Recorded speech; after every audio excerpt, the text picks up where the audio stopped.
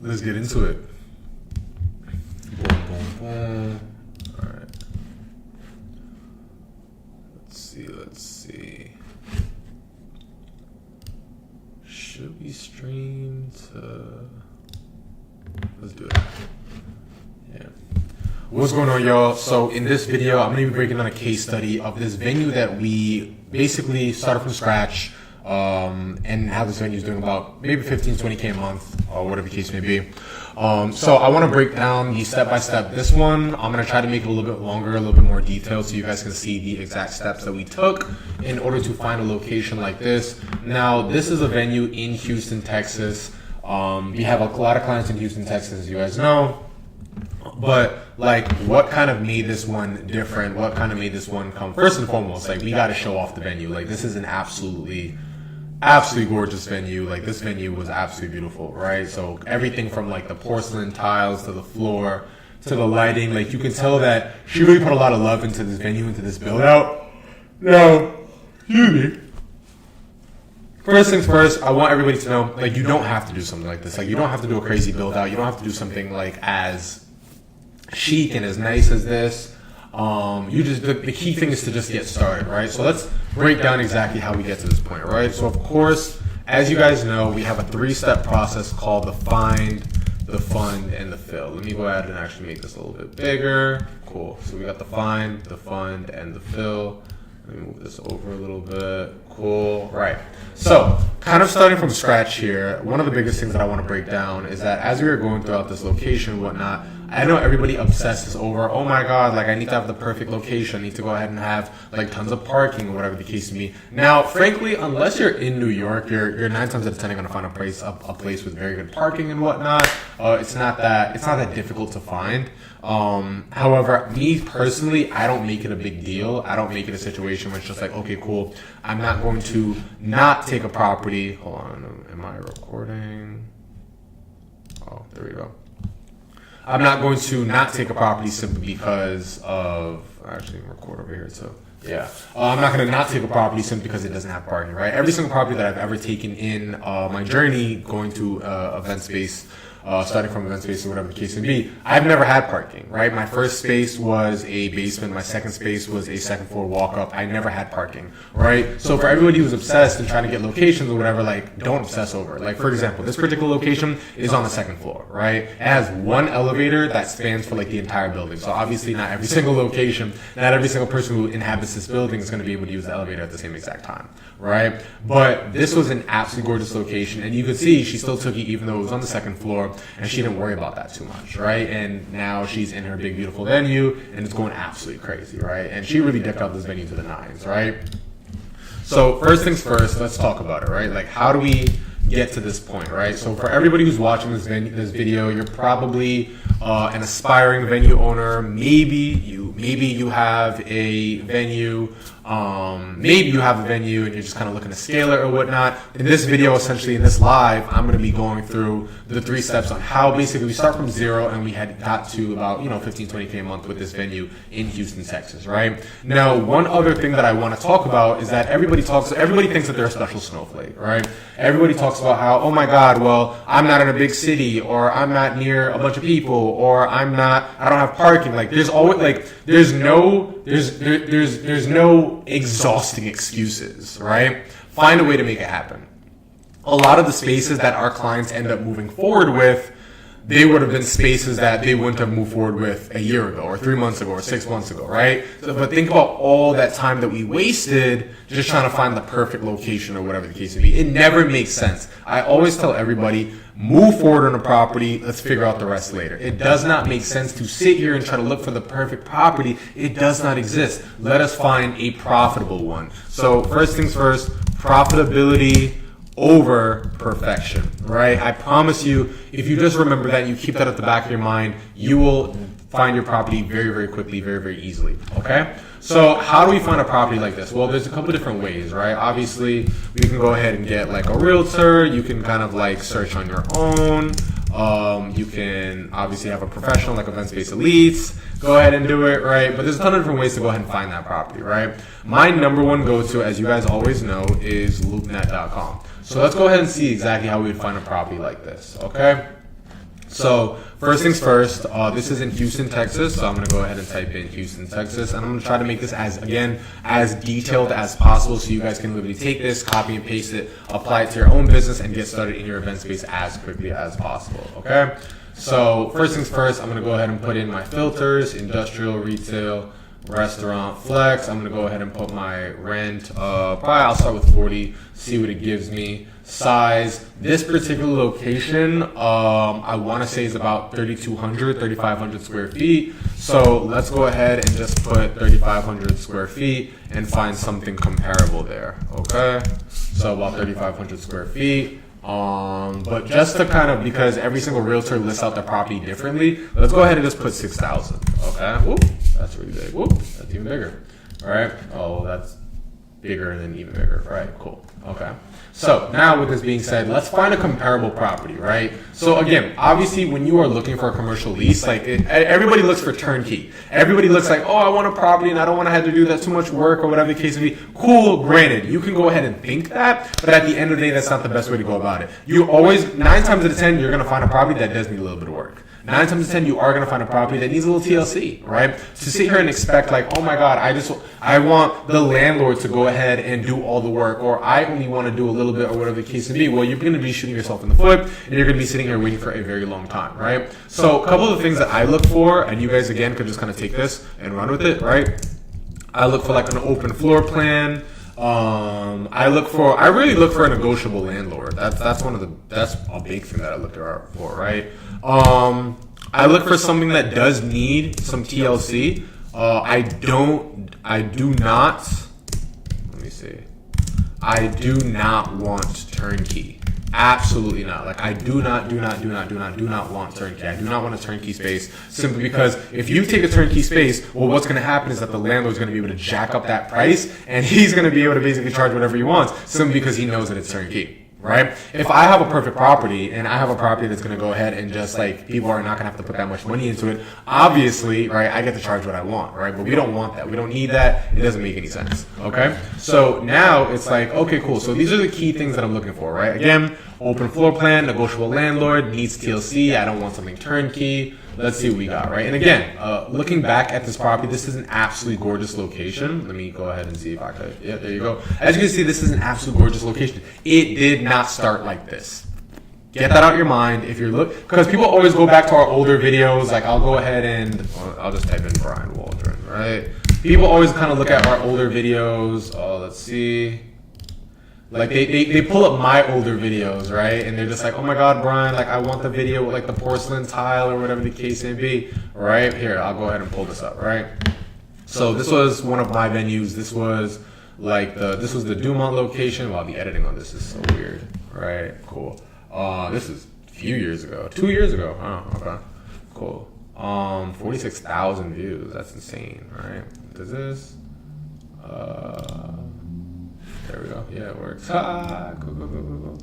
Right? So yeah, kind of like I said, right? Like people always look at my venue and they see Brian, like you had the porcelain tiles, or you had like the custom bar, you had the custom food trays or whatever the case may be. And like, cool, yeah, that's great and everything like that. But I mean, like I had the money to go ahead and do that, right? This was my third and fourth location. Right? A lot of people want to just jump to this. Like they want to start and get a big property just like this, right? Like you don't have to do that. Start with what you have. You don't have to go big and bad and beautiful and everything like that. Start with something that we like to call a minimum viable product.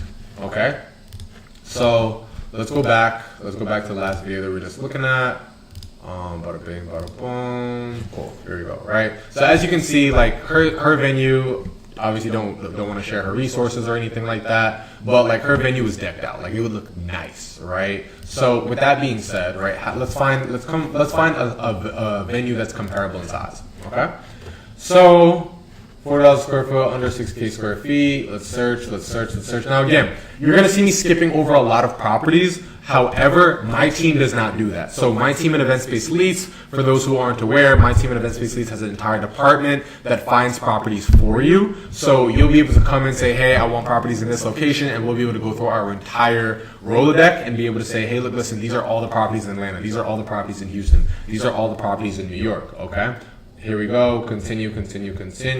So I'm just skipping over these properties for the purpose of this video, just because I'm not seeing any interior photos. However, I normally would not skip over these. So again, I see 500 plus results. Let's actually bring this down a little bit. I'm gonna bring down this price per square foot just a little bit, see what else we get. Okay. Yeah, let's see. Okay. No interior photos here. Cool, no interior photos here. Let's see what we got. No interior photos here. Again, guys, I'm just looking for interior. Okay, what do we have here? Okay, let's take a look at this for a quick second, right? So first things first, as you guys can kind of see, 1250 to 15,000 square feet. That means that they have different units that are available for you to go ahead and take advantage of, right? Contact information right there, 832 Houston area code.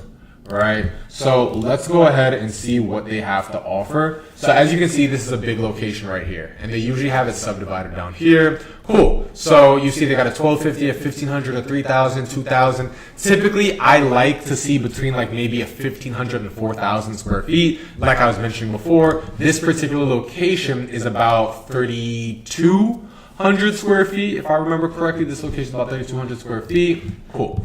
All right. But you can see that they have it listed out. Not a lot of realtors do that, but you can see that they have it listed out here, right? So let's just say I wanted like one of these properties, okay? Cool. I wanted one of these properties. Boom. Yeah, this is perfect. It actually doesn't need as much work as you think. Definitely doesn't need as much work as you think, right? Just some flooring, walls is already done, ceilings is already done, electricity is already done. We can get into a very, very minimum viable product, all right? Okay, cool. So it fits the MVP model, it fits the open floor plan, it fits exactly what I need it to do, okay? So like now what's next? Well, now I'm gonna go ahead and have to submit the broker agent realtor questions, right? For those who don't know what the broker agent realtor questions are, essentially this is a compository list of questions that we've created in Event Space Leads that fully exhausts everything that you would ever have to need to ask in order to move forward on a property. Again, shameful plug. In Event Space Leads, just shameful plug again, right? We do provide a roadmap. We provide one-on-one coaching throughout our entire program. If you are somebody who is an aspiring or existing venue owner and you want help to find, fund, and or fill your very own location, go to eventspaceeleads.com. We're going to give you a free guide that breaks down 7 steps on how to find, fund, and fill your own location. But if you are somebody who is serious and wants to get there even faster and even farther, there's going to be an application on the next page for you to book a call with us. And at that point, we can see if we're a good fit and if how soon we can help you go ahead and find, fund, and fill your very own location. Okay. Again, that is eventspaceeleads.com. All right. So with that being said, from the roadmap that we give as part of our Event Space Leads program, you're going to have the broker agent realtor list of questions. What is the broker agent realtor list of questions? Well, it's going to ask, it's about maybe 15, 20 questions or whatever the case may be, but it's certain things that it touches on topic like rent concession, things like HVAC, things like lease terms, all these different things in order so we can see if this is a viable property for us that we need. Okay. Same way in this particular location, well, we have to get these questions answered. And here's the thing, right? You can go ahead and work with a realtor, but a realtor is not going to know what's best for an event-based business. That's just the fact of the matter. A realtor is not going to know what is best for an event-based business. Who's going to know what's best for an event-based business? People who have done it before. Okay? So with that being said, right, we get the broker agent realtor questions. These are a couple of things that it discusses on the list. If you guys want the full list, again, go to eventspaceeleads.com, apply to book a call, and we'll show exactly how to go ahead and get that. At that point, when it comes down to broker agent realtor questions, once I get those questions answered, what I want to go ahead and do is I want to submit an offer. And I want to use something called an offer calculator. Okay?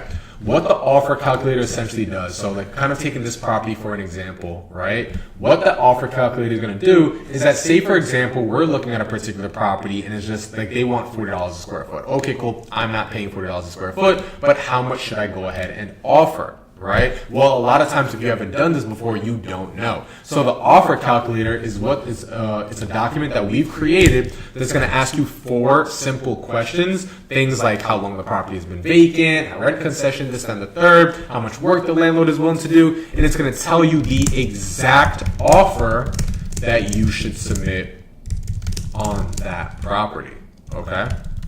Right? At that point, now I can more or less gauge how much profit, if the landlord accepts that offer, how much profit that property is going to make through something called the profit calculator. Now, this is another item that is part of our roadmap. What the profit calculator essentially does is that it goes ahead and it computes all the general expenses of an event space along with the rent and utilities of that particular location so that you can get a good gauge of how much potential profit that location is going to make, right? And here's the thing, guys. I didn't have, like when I was starting my first event space and negotiating, whatever the case may be, I didn't have any of these things. So we built all these things for our clients so that they don't have to make the same mistakes as myself, as the coaches that are in the Event Space Elite program, et cetera, right? So now it's like, okay, cool. I have my profit calculator. I can go through and I can see, okay, this particular location is going to potentially make me $30,000 a month or $10,000 a month in profit, whatever the case may be, right? Cool. Now, if it makes sense,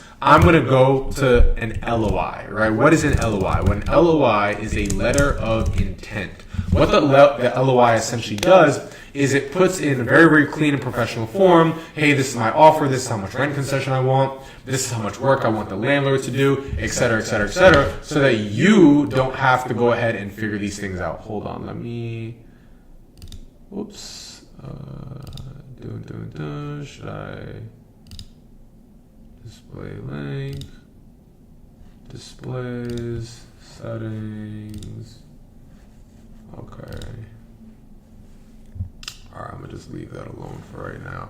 My camera looks a little bit different. I feel like, was somebody like messing with my stuff or whatever? I don't know. But I feel like I'm a little lower. Let me see.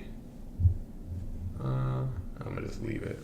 Okay, cool. Right? So now it's like I have to submit my letter of intent. Okay? What the letter of intent is going to go ahead and do is going to outline a couple different things, right? Like my offer rate, obviously, right? My desired lease length. And just so you guys are aware, in Event Space Elites, we have a full template that literally all you have to do is just copy and paste it and it does the LOI for you. So it's very, very easy for our clients, right? Things like offer, desired lease length, landlord work, rent concession that's desired. Now, I know some people are probably saying like, oh, well, the realtor's going to do that for me. Cool. The realtor's going to do it in a generic fashion, the way they do for any other business that they're trying to lease for. Their goal is not aligned with yours. Their goal is to rent the property. That's it. Like their goal is to rent the property. They don't care how the business succeeds or if it succeeds or not, right? So what we're going to go ahead and do is our LOI is designed to protect our clients. So before your LOI even goes out, it has to be reviewed by a coach in Event Space Elites. So all these different things right here, right, are going to go into the LOI. This and a ton more. This is probably like 10% of it, right? But a ton more things are going to go into the LOI so you guys can see exactly where you should be cutting corners or you should be negotiating or whatever the case may be, right? So now, once that LOI is submitted, obviously it's time to get down to a lease. Excuse me, not obviously, but now it's time to get down to a lease, right? Now, what are the ways, the best ways, best like do's and don'ts in terms of a lease, right? Well, first and foremost, do not DIY. Do not DIY. I know so many people who get absolutely screwed by going ahead and trying to do it themselves. That makes absolutely no sense, right? Like I would not want to go ahead and sign a lease or get involved with a property or whatever the case may be that I have not had a professional review. Okay? So with that being said, right, what I'm going to go ahead and do is either have a professional look at it, like an Event Space Elites, or have a lawyer. But here's the difference, right? A lawyer does not run an event space business. Period, point blank, period. All right? A lawyer doesn't run an event space business. They might have negotiated clauses for event spaces, or they might have experience with it, but the fact of the matter is, unless they have that, a lawyer doesn't run an event space business. So how do they know the best things and the best clauses in order to make sure? Which is exactly why we created an artificial intelligence called Event Space Legal Counsel AI. It's 100% free in our program Event Space Elites, where it will go and review your lease for you. So what Event Space Legal Counsel AI does, right? Let's just Event Space Legal Counsel AI, right? What that does is it does 3 to 4 things, right? Number one, it reviews your lease, right? It reviews your lease and spits it back out in plain English. That's one of the number one things. Because obviously, a lot of times these leases or these contracts are broken down in legalese, right? Where the average person probably doesn't really understand it that well, right? Including myself, right?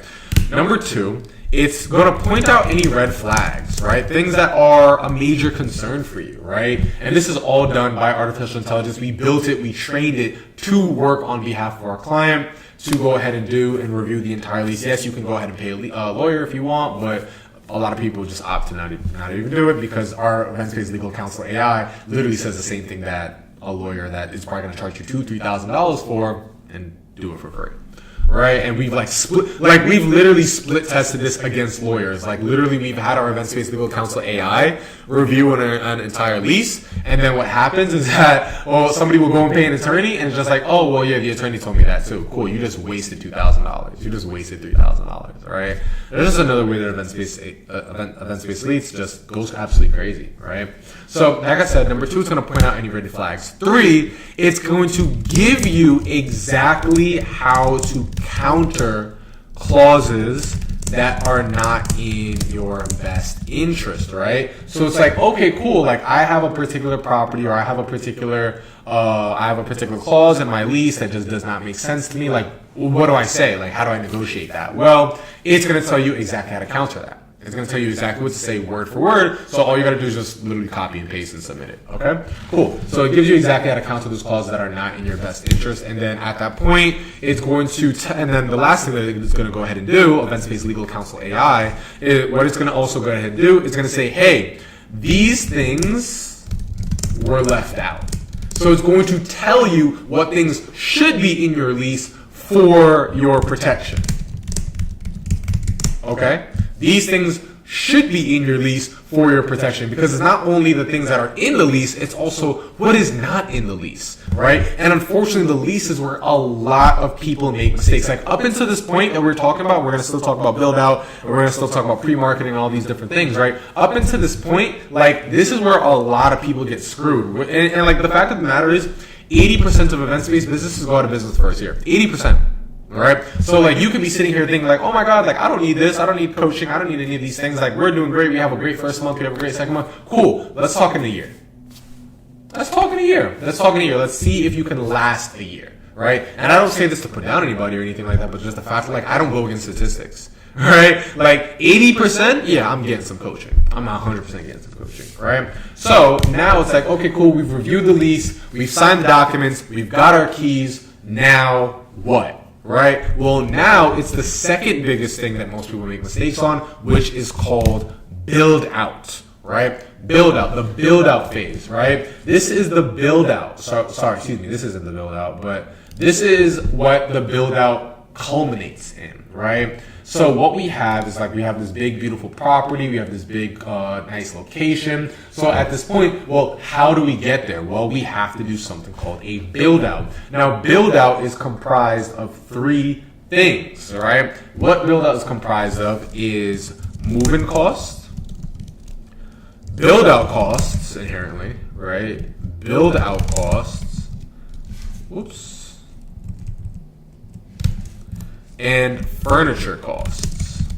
Okay? So let's break all these down, right? Move-in costs is what's typically involved in move-in costs is like, okay, cool. These are the fees that are associated with moving into this property. So that would be like first month and last month rent. That would be like security deposit. That would be like a broker fee if, you know, the landlord was requiring you to pay a broker fee or the realtors. And be careful with this because there are realtors that like they charge the client a broker fee on top of what the landlord is already paying them. So like be very, very careful. Like it's spooky out here, y'all. All right. But again, like if you're in event-based leads, like we would voice this and then you'd be completely fine. Okay. So those are typically what goes into moving costs, right? Build out costs are typically the construction work. Right? The construction work that goes into beautifying and customizing the property. Okay? So with that being said, it's like obviously this particular location did not look like this on the onset. It didn't look like this from the beginning, right? There had to be a build out involved, right? Like the roof had to be painted, or excuse me, the ceiling had to be painted, or the walls had to be done, right? The floors had to be done, the walls, the molding had to be installed. All these different things had to come together so that this property can look like this, okay? So now it's like, okay, cool. All the construction work that goes into beautifying and customizing the property. But again, remember, it is an MVP. You do not have to do everything all at once. You do not have to do every single thing right here, right now in that property. You don't.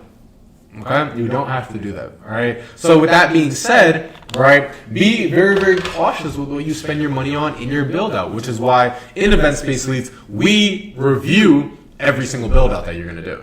All right, so when a client comes into Event Space Leads and they're just, hey, look, listen, these are all the things that I want to do, blah, blah, blah, blah, blah, we are going to review that build out. If a GC sent you an invoice for a build out, we are going to review those things, right? So that we can see exactly what is going on, what is entailed in order of whatever is being quoted to you, so that you're not overspending, you're not wasting money. Like, we'll tell you straight up, like, okay, cool, like, these things aren't necessary, or this isn't required. Like, why are you doing this? You know what I mean? Like, you don't need to do these things, right? That's why coaching is so important, right? And again, shameless plug, but if you are somebody who is interested in starting and or scaling your own event space business and want help navigating the find, fund, and fill, all you have to do is go to eventspaceelites.com. We have a free guide. It's a 7-step free guide that breaks down a little bit more in terms of how the find, fund, fill is accomplished. But if you are somebody who's serious and says, hey, look, listen, I want to do this the right way, the first time, I want to move fast and I want to move far, then on the next page, you'll have the option to book a call with Event Space Elites. We'll map out exactly how we could go ahead and help. And then at that point, you can go ahead and start working together. All right, that's eventspaceelites.com. Okay, nice. Next, right? Next we have furniture costs, right? So these are things like your chairs, right? Your tables, okay? Maybe some rental items, right? All those different things that just gonna go into what people are using for the actual property, right? So as you can see, she has the ghost oval back chairs. She has a couple of different serpentine tables. She had like a backdrop over there. She has some cocktail tables. All these different things go into the furniture, right? And obviously, the nicer it is, the more expensive it's going to be. All right.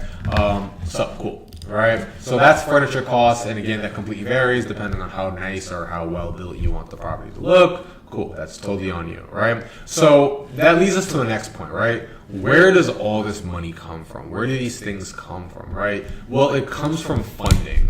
Okay, I normally don't go too deep into this because it's a pretty straightforward process, but today I'm going to try to go a little bit deeper, right? So essentially, you don't have to use cash to do any of these different things. For your moving costs, your build-out costs, your furniture costs, whatever the case may be, you don't have to use cash for that, right? You can use what's called OPM or other people's money, right? So where does that come from, right? Typically, we utilize we do something called a credit stacking assessment. Now, what the credit stacking assessment is that we look at the credit profile, the entire credit profile, and we see the exact banks, cards, and scripts we feel you have the highest likelihood of getting approved for, so that you can go ahead and utilize that funding to go ahead and start the property, right? So this is funding that, like I mentioned, goes towards the build-out costs, right? So it doesn't come out of your money, right? It goes build-out costs, moving costs, right, and the furniture costs, right? All these different things, right? So that's what the funding is for, right? So now it's okay, how do I get to that level, right? Like I mentioned, first things first, what we want to do is we want to look at the credit profile, right? So looking at comparable credit, looking at the utilization, looking at the inquiries, et cetera, et cetera, et cetera, right? And we also have a program in Event Space Leads where we can just do the whole thing for you, right? And that way we can move fast and we can move far. Okay, so with that being said, right, first things first, we want to take a look at the credit profile. Then what we want to do is create something called a funding sequence.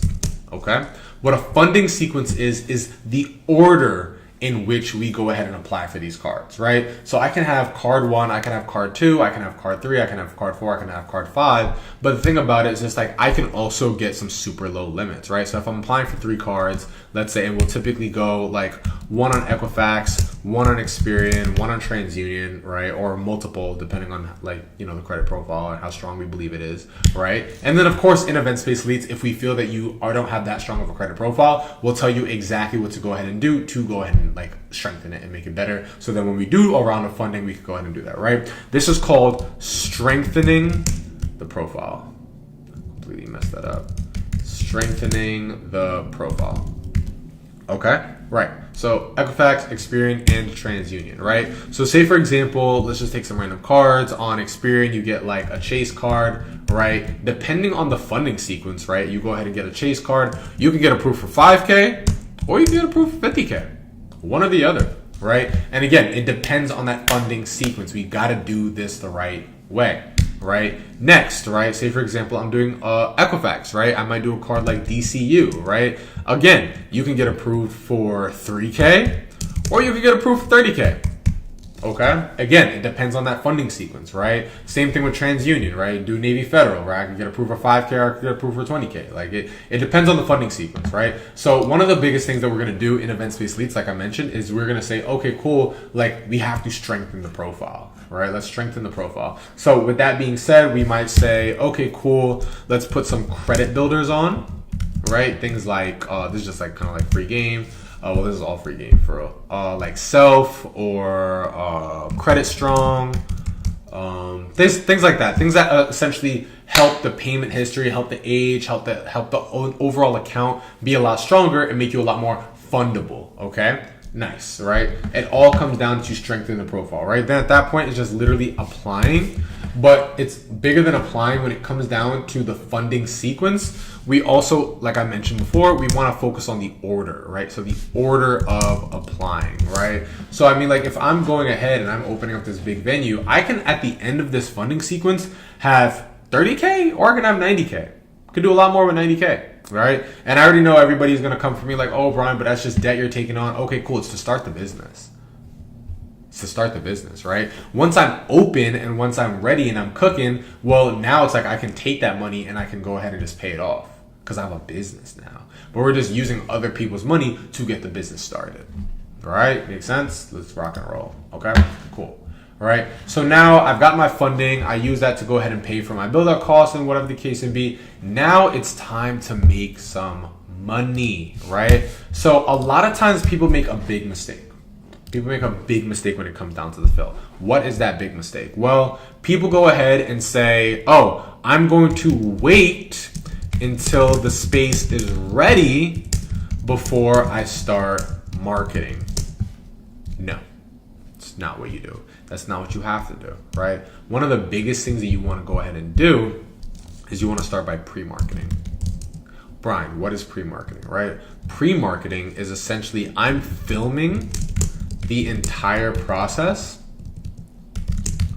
before I'm even open. Everything from looking at the properties to signing the lease to buying the furniture, all these different things, we are going ahead and filming that entire process. Brian, why is this so important? Because we want to build a story, but more important than that, we want to build a personal brand. Okay, we want to build a personal brand. Let's look at it for real, right? There's a dozen venues out there. There's a dozen venues out there, right? What makes yours so special?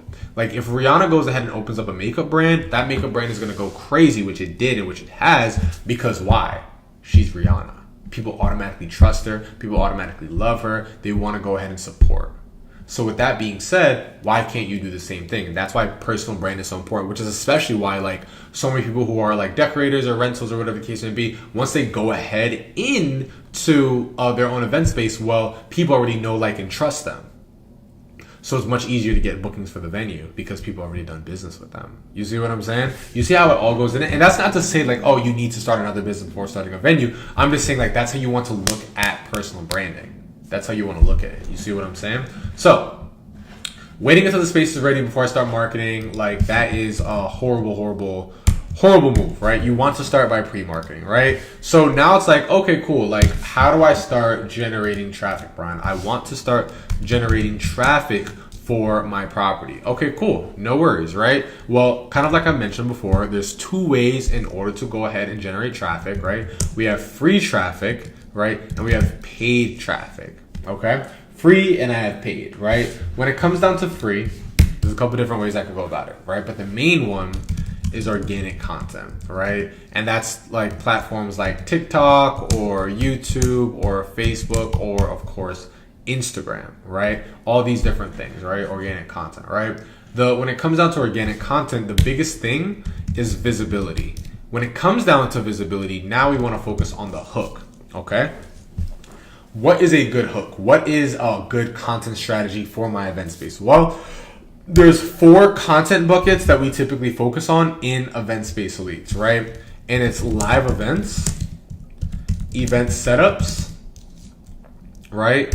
Behind the scenes, and trends and trending audios. These are the top versions of content that we make for our clients, right? We have an agency called Venue Content Growth Engine where we do all the content for our clients. So when they come in and they apply to work with us or whatever, we share that we do all this for them so they don't have to worry about the content side, right?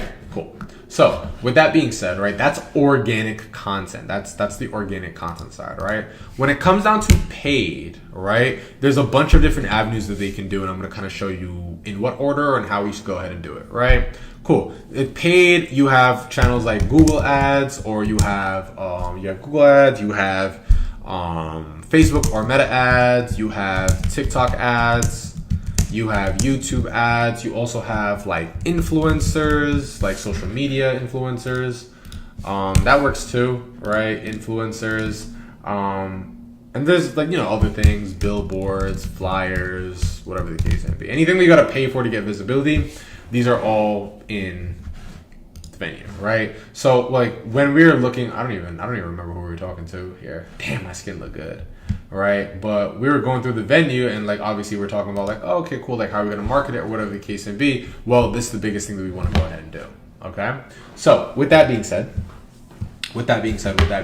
right, we have our different ways of paid traffic right now. What we focus on, or what we like to focus on, is specifically Meta ads. That's not to say that the other channels aren't working, or like Google ads, TikTok ads, YouTube ads, whatever the case may be, like these other channels are not working. It's not that they don't work, but the biggest thing is that we want to go ahead and add gas, right? So that's Meta ads. Now let's talk about Meta ads for a quick second, right?